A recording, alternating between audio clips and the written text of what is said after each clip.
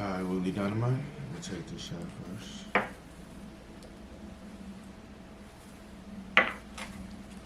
Did it burn going down? A little bit. A little bit.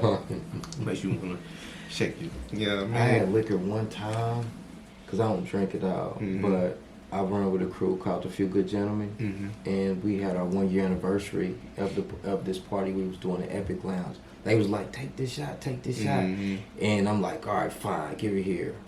And I took it, and it tasted like a mix between rubbing alcohol and gasoline. What was in the cup? It was Ciroc. Yeah, no. I don't know. Ciroc be cool to me. It go down kind of smooth. But I drink more of the darkest than white. That kind of just like really reinforced. Yeah. You know, it's too old for me to start drinking. Yeah. At this point. 30? 39. 39. Okay. Yeah. You're still young. You still young. You still I know. got time to kick it. I said to start. Oh, okay. You don't want to pick up no bad habits in life. Understood. You ain't wanna sauce my game. Wavy sauce when I sway, wavy sauce when I go. Heart full of liquor, a hope. Jack in my blood when I flow. I miss my brother, I bleed for my brothers. I pull up and pour the soul. Yeah, they want a piece of my heart. Link to the past when I pull up a star. Yeah, I just resemble the art. Recollect all the pieces, I piece with the My brother caught me a chain. Cubans with goalies and holies. So, I understand that you do investing. Expand a little bit more on that. Tell me more what you do. So basically, I invest in real estate. I invest in the stocks, of course. I have a business, a company where I design bow ties. And I also teach people how to invest. The program is called The Wealth Factor. And also, I have a Stocks for Kids program where I'm teaching the stock market to the kids. Because Warren Buffett made his first investment at 11 years old. And his net worth is $109 billion. You know what I'm saying? So what would you...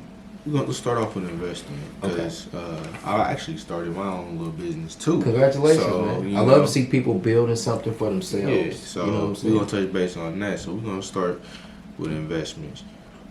What would be your best advice to a starting investor? Somebody that just... I don't know, they got some money to their name and they want to invest, but they've never invested before. What would you tell them? To start investing. Okay. To go more into detail, set up a Robinhood account. If you want to go, you can go the stock direction or you can go real estate direction. With the real estate, it's more of a high barrier to entry, because you're dealing with hundreds of thousands of dollars versus opening up a Robinhood account or a Webull account or TD Ameritrade or Charles Schwab. You can fund that thing with $100 and, bam, that makes you an investor right there, And I would say that to start, stop procrastinating and putting it off. To start, and you want to invest on a regular basis. See, a lot of people is under the notion that they can just invest $100 one time. It's like, it's going to turn into $1 million. It don't work like that. I thought that way at first. Yeah. I ain't gonna lie. I mean, I ain't gonna depend if you got a time machine, and we can go back to 2010 and you can drop about couple $100 into Bitcoin. We'll be having a different conversation. So Bitcoin is going really up. It's like that now. I think that with cryptocurrency, you got to understand what you're investing in. I think that that's the biggest thing because everybody really complex, huh? Not really complex. You just got to put in the work for it. It's not, I'm not the smartest person on the earth. A lot of people are like, dang, man, you super. I'm really not that smart. I'm just not. When I graduated from tech. At that time, we was on an 8.0 grading scale. They then moved it to a 4.0, but we were still on an 8.0. I graduated with a 1.75. That would be like a 0.8 in today's GPA. You know what I'm saying? But I'm willing to put in the work to learn what I don't know. You know what I'm saying? Okay, so let's touch over to the real estate side. Same question.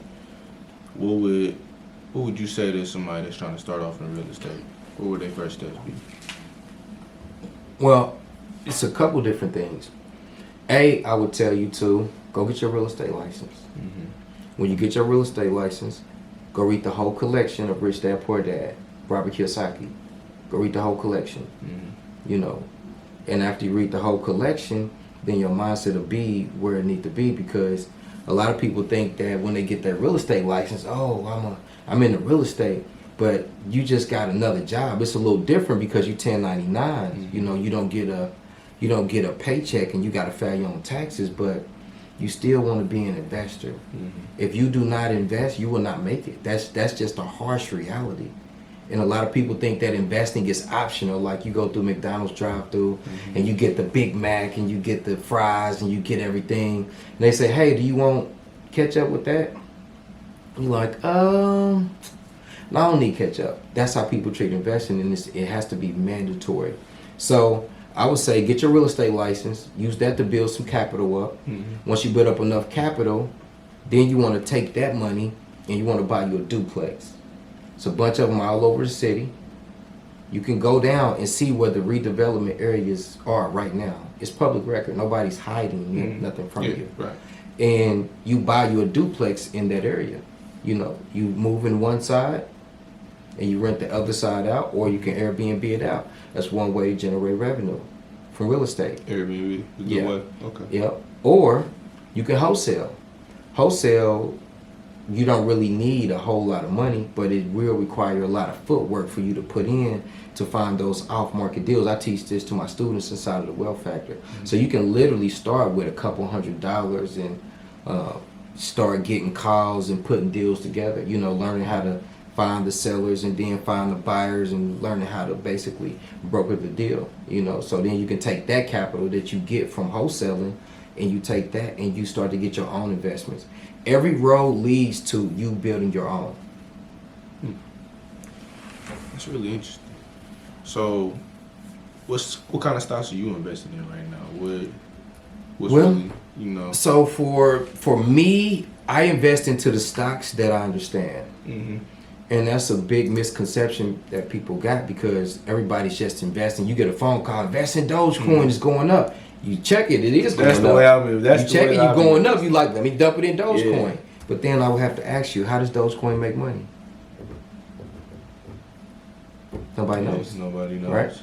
Now, I'm not saying that don't invest in Dogecoin. I'm just saying know when you're gambling and know when you're investing.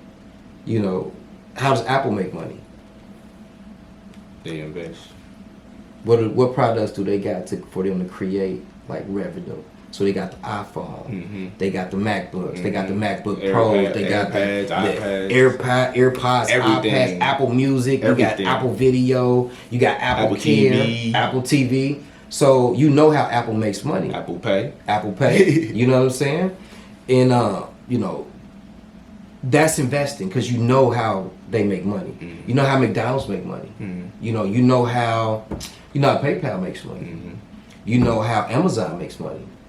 So I invest into things that I know make money. But some of the stocks that I'm holding in my portfolio will be, of course, Apple. Apple's the best stock you can have. There's no company above Apple. So when people call me, be like, what about this stock? Can you check this stock for me? Can you check this? And I ask you, how does it measure up against Apple? And it doesn't. You know what I'm saying? What makes Apple stand out? Well, they got a market cap of $2.6 trillion for one. They, you know, trillion with a T. It's a lot of Apple is carrying about $108 billion in debt. Now that's a lot of debt for a company, but Apple has $208 billion in cash reserves. So if they wanted to, they can pay off all the debt tomorrow and still have enough money to create the next 100 iPhones. You know what I'm saying? Also, you know how they make money. You know, it's not really too complex. It's a lot of companies that's complex. I know how they make money, but the average person isn't going to do the research to dig to see how they make money. So I look at the different streams of income that company has. Apple got probably like 20 to 25 different streams of income. You know what I'm saying? Amazon has about probably like 7-8 streams of income. I'm invested in the Amazon too, by the way. And Amazon is trading at around $34.50, like $3,450. People are like, dang, that's expensive. Well, they're the #1 e-commerce in the sector. They own Twitch, which that puts them in the social media sector. They own PillPack, that puts them in the healthcare sector. They own Zoop, which is a ride-sharing program similar to Uber and Lyft, that puts them in the ride-sharing sector. They got patents on Audible, and they got patents on Alexa. Not to mention, now the Blue Origin. Now they're going to space. You can buy a seat to space right now. You can reserve your seat in space. It's gonna cost you about $27,000. Yeah, I seen that on the news that they trying to make that a recreational thing. Like they trying to make people. That's like no, it's not. They're not. Anytime Amazon has a market cap of 1.8 trillion, anytime a company has $108 trillion, they don't try anything. Yeah, they gonna do it. They do it. That's crazy. That's crazy that you just had that much money that you just sending me people to space.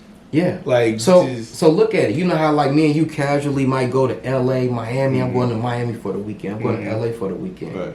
I'm going out of space for the weekend. So that's gonna be the bar. You wanna impress your girl? They gonna be like, you took me to Miami, he took me to space. So now tell me, would you rather be up in space or would you rather know more about the deep blue sea?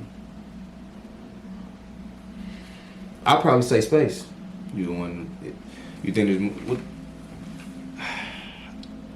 I will say space just because it looked cooler. I guess I feel like that's the sexy answer, you know. But there's a lot that we don't know about. The only reason I said space is because it's endless. That you're never going to figure it all out. You just don't have enough years on the planet or in life to figure it out. Versus the ocean is limited, even though it's a lot down there. A whole lot of different animals, creatures, and things. It's still on Earth. Space is Mars, Venus, Uranus, a whole lot of other planets that they haven't discovered. The black hole, the solar system. So it's like a wider range than in the ocean. So yeah, they sending people up there. So back to the investing. So how long have you been investing? First of all. I bought my first house 2007. Okay. Bought my first house 2007. Okay. I didn't know nothing either. You probably know more about real estate than I did when I bought. I highly doubt it. That's what I'm saying. Yeah. So the type of person that I am, when I get an idea, we're gonna do it tomorrow. We're gonna do it tomorrow. We ain't planning it out a week, 2-3 weeks. Because the longer you let an idea sit in your head, the more you're going to talk yourself out of it. Because you're going to run into all type of problems and obstacles that's going to get in your way and it's going to discourage you from not doing it. But if you do it when it's fresh on your brain, that's going to be the drive. You're going to do it. Yeah. So I literally went and picked out, my buddy picked out some books for me. DJ Marcus Wayne. He throws the Straight Up Stupid comedy shows here. So he picked up The Guide to Getting Rich Without Cutting Up Your Credit Cards, Rich Dad, Poor Dad, and The Richest Man in Babylon. I hated to read. But then I read it, and he told me how he bought his dream car, and he didn't pay for it. And it took me a week to read it, and I was like, bet, I'm going to go do it. I'm going to go out and do it this week. That's what I'm doing. I want to buy a house. Called up my realtor at the time, my mentor. I said, I want to buy a house. He said, what kind of house you want to buy? I said, I don't know. I just want to buy a house. He's like, all right, we're just going to start looking. And I landed on something. I was like, all right, that's what I want. And, from there, I did the process of fixing it up and I refinanced it, pulled some money out, was still collecting cash flow off the rent. I was like, I like this. Because I don't really like physical labor. Because I feel like I was built for show. I wasn't built for manual labor. You know what I'm saying? Understood. Kind of like the Eiffel Tower. You know how people come from all over the world to visit the Eiffel Tower? It never moves. It just sits there. Understood. So why can't I be the Eiffel Tower? It's a good way to think. So, you said 2000. 2007. That's when you bought your first property? Yeah, bought my first property. So, how many properties do you own now? So I got 2 right now. Okay. Yeah, I got 2. I've been buying some, selling some, so sometimes I keep on rotating. Yeah. Okay. And you have your own business as well? Correct. And what you do with that? With the business? Yeah. So basically, I have the real estate under my Willie Buys houses. So that's where I do all my real estate. And then I got Viverate Incorporated. And then that's kind of like all my fashion stuff. And then my students in the Wealth Factor. is up under that. So yep, I got 2. That's cool, man. So, what would you say to a person that's just starting off in entrepreneurship? Because I'm actually just starting off in entrepreneurship. Okay, congratulations, man. So I'm taking that step. What would you say to a person that is fresh at this? Like, give it your all and stop listening to people because they don't have it all figured out. right. Stop listening to people.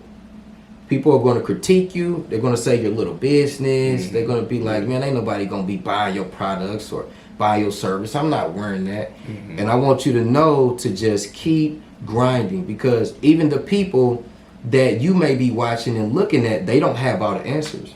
So nobody has all the answers to tell you that something is not going to work. They just don't have, all the answers, but some people do, and they'll try to discourage you from what you're trying to do. So I would say, don't listen to other people's negativity, and also give it all you got.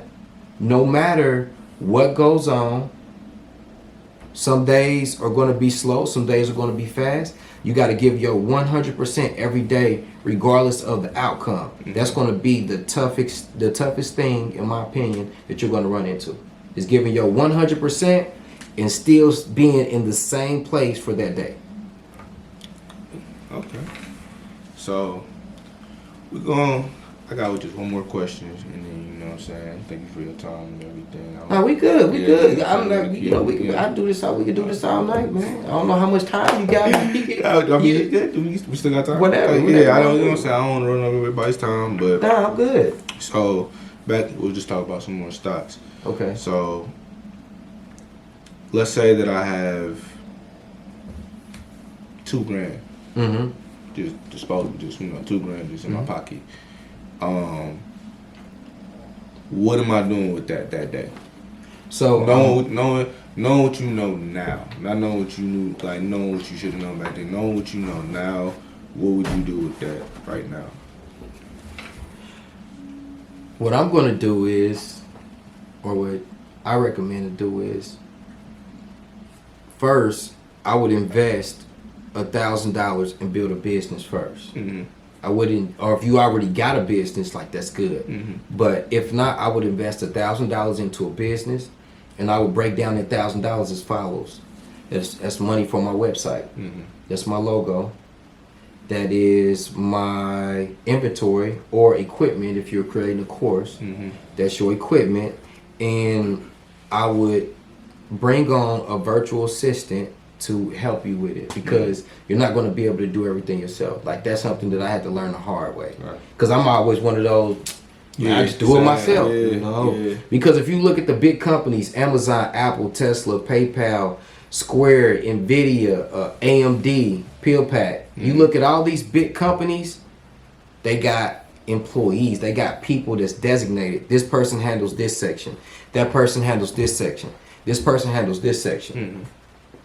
So I would split it up like that. And if you was just talking about just strictly investing in today's age, I would invest $1,500 in the stocks and $500 in the crypto.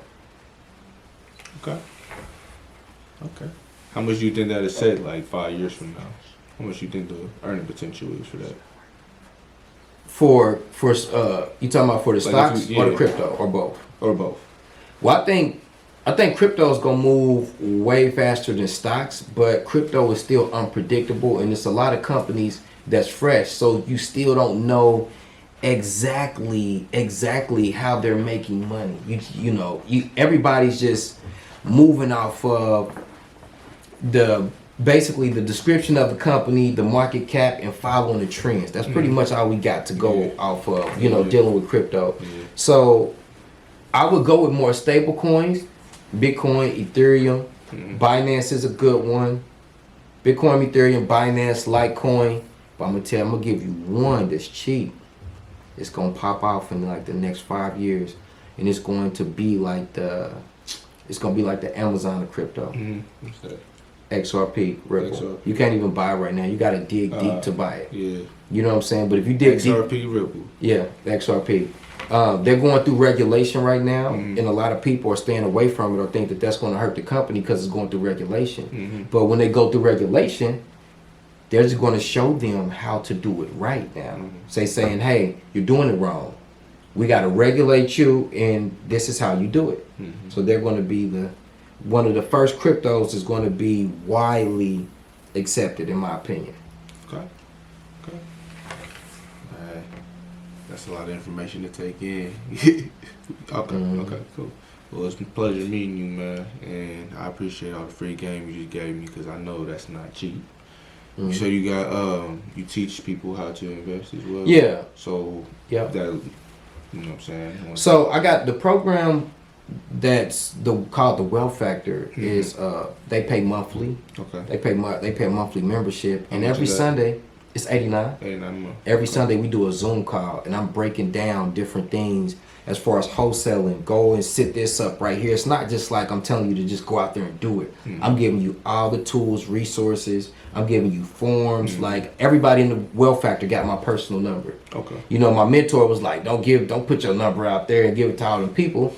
But I mean, it's kind of like what's going to set me aside from somebody else that you may be thinking about joining with. Right. You ain't gonna be able to pick up the phone and call them.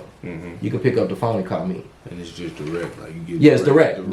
I don't have whatever they need. I got 2 assistants. They handle like my website, and then another one handle my social media.